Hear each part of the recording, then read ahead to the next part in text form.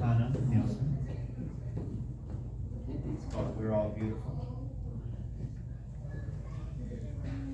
We're all beautiful in God's eyes. No matter the demise, His children, because we are His children. A brethren, a kin. And as one, if we could all sing, it would be a song to a king of a loving heart.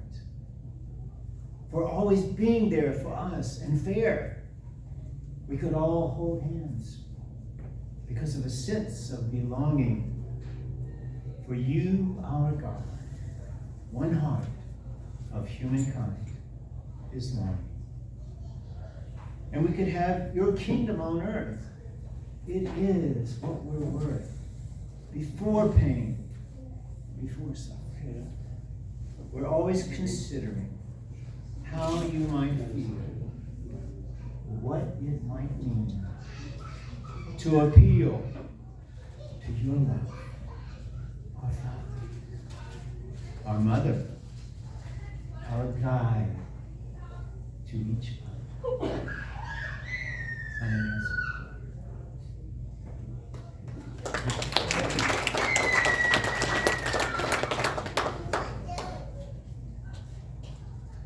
The title of today's message is Born in a Barn. Born in a barn. My mother used to tell me I was born in a barn. Linda, what does that mean? I bet there are people here that don't even know what it means to be born in a barn. What do you think it means? Born in a barn. Huh? It is what it is. Yes, Caroline. It means that when you go out the door, you don't shut it up clear. Right. You forgot to shut the door. What, were you born in a barn? Why are barn doors not shut? Let's see, who knows that? Not shut. Yeah, why are barn doors not shut? Mark grew up in. You're lazy. Well, and I think if you want the farmers to be able to get in, the farmers leave the door open for the livestock, right, to go in and out. No, Mark says that's not right. But the fact that we have the old saying, born in a barn, indicates that it might be some truth to that. Well, Jesus was born in a barn, wasn't he? He was born in a stable. Why? Why did that happen? Because his family was traveling. And evidently there was no room in the inn, in the hotel. So the proprietor said, hey guys, Joseph and pregnant Mary, you can sleep in the stable with the animals if you want to. Don't forget to close the door. And over the years we have romanticized somewhat the story of Jesus' birth. But would God have wanted his only begotten Son to be born under such miserable circumstances? Reverend Moon said, we've been proud of Jesus being born in a manger, but is this the kind of place God's Son, the King of Kings, should be born? Do you think God truly wanted his Son to be born in a stable? What about Jesus' mother, Mary? She knew through the revelation what kind of son she was bearing. Do you think she was happy that her son, the Messiah, was born in a stable? I'm sure Mary would have thought that the Son of God would deserve more than the most elegant palace. The appropriate way for the Son of God to arrive would be a proclamation throughout the land. Hey guys, guess who's coming? The Savior. Here. Now, I was, as my mother used to say, I was born in a barn.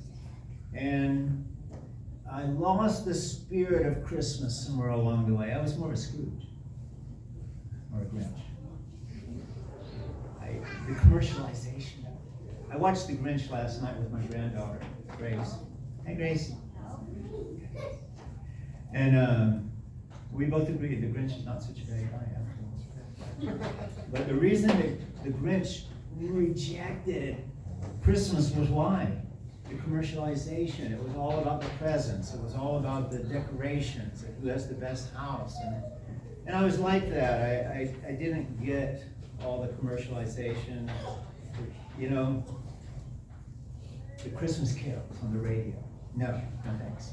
The Christmas movies, the gaudy decorations. Some people love to go to the mall this time of year. Park a mile away, right? And then battle the traffic and the people to get something made in China. And so I remember the story of one woman. She parked her car in the parking lot and she went shopping for a few hours. And then she couldn't find her car. She's going back to the car with all this stuff and she couldn't find it anywhere. And she went to the mall security and said, it's a gray Toyota minivan with a dent on the rear bumper.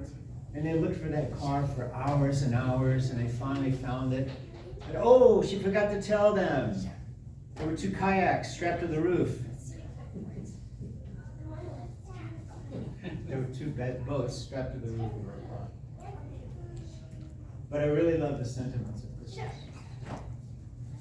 Peace on earth, goodwill towards all men and women.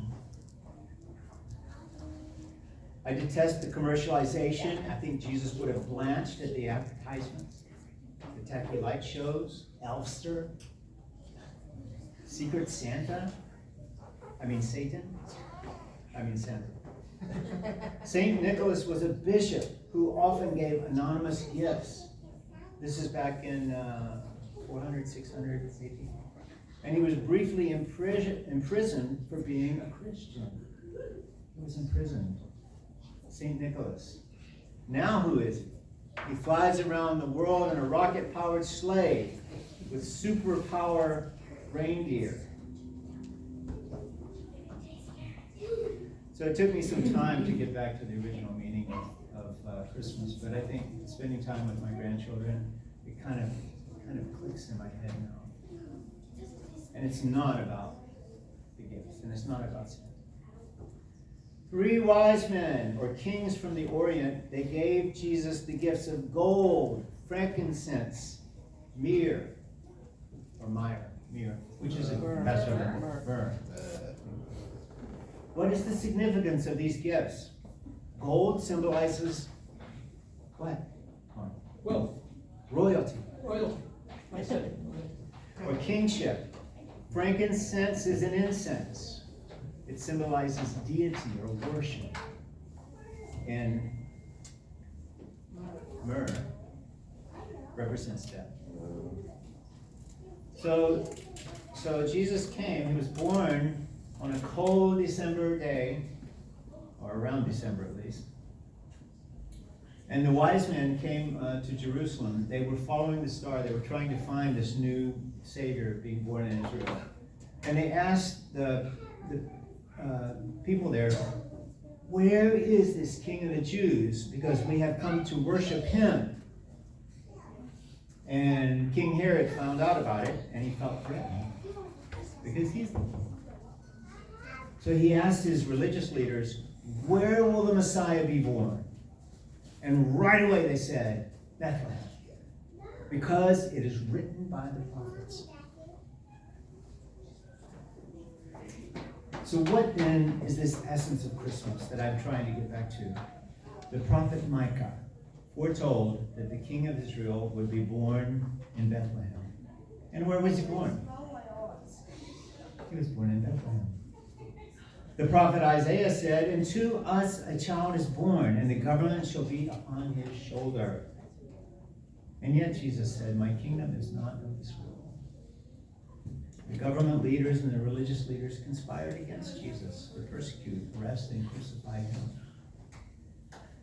He came to be a king and to be worshipped, but he was also willing to lay down his life that I might be spared. But he promised that he would return. And the question for us, who witnessed second coming, is, when the Son of Man returns, will he find faith on earth? And looking at you, I see that the answer is yes, yes, yes. He will. Merry Christmas. Merry Christmas. And I think lunch is ready, right? So.